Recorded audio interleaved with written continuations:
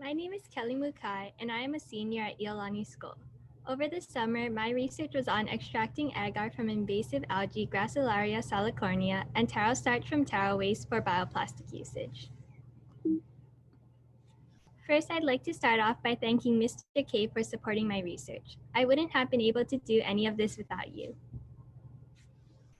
Regularly used petroleum-based plastics are the source of many prevalent environmental issues, two of which being plastic pollution and global warming. These petroleum-based plastics can never be completely degraded because of their unnatural carbon bonds. Combined with their lightweight characteristics, these plastics enter our oceans and never disappear. This unfortunately results in around 100,000 marine animals and 1 million seabird deaths every year. Also, in terms of global warming, these petroleum-based plastics are linked to the exploitation of fossil fuels, one of global warming's major causes. So you may be wondering, what are bioplastics? Bioplastics are biodegradable plastics made from renewable resources. They are recognized by Forbes as the future of plastics. In these pie charts, blue represents the petroleum-based plastic industry and orange represents the bioplastic industry. By 2030, bioplastics are expected to take up 40% of the plastic industry with an estimated value of $324 billion. Bioplastics are plastics made up of renewable resources that can be degraded by natural organisms, such as starch and agar. By using agar extracted from Gracilaria salicornia in the bioplastic, this research will help protect coral reefs damaged by invasive algae. Gracilaria salicornia, or more commonly known as gorilla ogo, is a very environmentally harmful algae. Invasive algae smother and prevent sunlight from reaching the coral, eventually killing them. Gorilla ogo is especially dangerous because of its extremely quick growth and spread rates. The picture on the right is Heia Pier filled with gorilla ogo. Last year, I used taro starch extracted from the taro corm to create a bioplastic. However, this year, by using taro waste, I would be making use of what would otherwise be thrown away, making this bioplastic sustainable and even more environmentally friendly. So my research question was, is it possible to create a bioplastic from invasive algae and taro waste? In order to accomplish this, I set 3 goals for myself. The first goal was to extract agar from gorilla ogo. The second goal was to extract taro starch from taro waste. And my last goal was to use this agar and starch to create a flexible and durable bioplastic.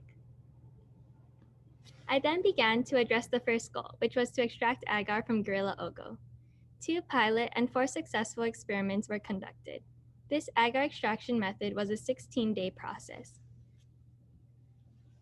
Days 1 to 7 were for collection. Gorilla ogo was obtained from the same location at Heia Pier. Once a day for 5 days, I rinsed the algae of excess matter in these pans and kiddie pool and left it in the sun to dry and sun bleach. Day 8 was the pretreatment stage. Alkalis are often used to remove the algae sulfate groups and increase the gel strength of the agar. I made a 6% solution of sodium hydroxide because other research has shown that 6% solution is the optimum alkali concentration in pretreatment. The algae in 6% NaOH solution were placed on a hot plate, and the algae was soaked for 3 hours at a constant temperature of 95 degrees Celsius. The hot plate was then turned off, and the algae was left to soak for 24 more hours. Day 9 was agar extraction. I rinsed the pretreated algae and took the pH. 5% acetic acid or vinegar was added until the algae were neutralized. The algae were then placed into ultra-pure water and heated for 2 hours at 90 degrees Celsius. The algae and solution were removed from the hot plate and blended in this blender. Then the algae was physically filtered using a cheesecloth as pictured on the right and poured into a pan. That solution was then allowed to gel, cut into cubes, and placed into the freezer. Day 10 to 15 was the freeze, thaw, and drying process. The gel was removed from the freezer and thawed with tap water. The thawed water was drained and the gel was placed onto a sheet. This ensured that the remaining agar would have better gel strength and solubility properties. The sheet was then left in an incubator for 5 days to completely dry. Day 16 was weighing. The dried algae was removed from the incubator and masked on a digital scale. It was blended in a coffee grinder to obtain the powdered agar. The mass was used to find the percent yield. Percent yield was calculated with the equation weight of dried agar divided by the clean anhydrous weight times 100. CAW, or the clean anhydrous weight, is the weight of the dried algae after the 7-day sun bleaching process. For all experiments, the CAW was 50 grams. The average percent yield for the 4 experiments was around 12%. I compared these results to the 2 main papers which I based my research on. Although my yield was much higher than one, it was still much lower than Abraham's. This could be because my agar was completely dehydrated, unlike the other agar which was shown to have moisture content, since I left mine in an incubator for 5 days. The melting temperature was also measured. A 1.5 percent agar solution was poured and cooled in a test tube. The test tube was placed into a water bath of 100 degrees Celsius as pictured on the left. A 1 millimeter lead shot circled in pink was placed on the surface of the gel. The temperature was observed as the bead dropped through the solution. The average melting temperature was 82.4 degrees Celsius, which is also similar to other research papers. The experimental error could be due to how the tube and the lead shot were not always completely submerged under the water. This year, I will conduct more melting temperature tests and make sure too much water doesn't evaporate, so I'll have more accurate tests. My second goal was to find a way to extract taro starch from taro waste. Thank you so much to Mr. Brian Totori and Mr. Craig Totori from Taro Brand for providing me with this taro waste for starch extraction.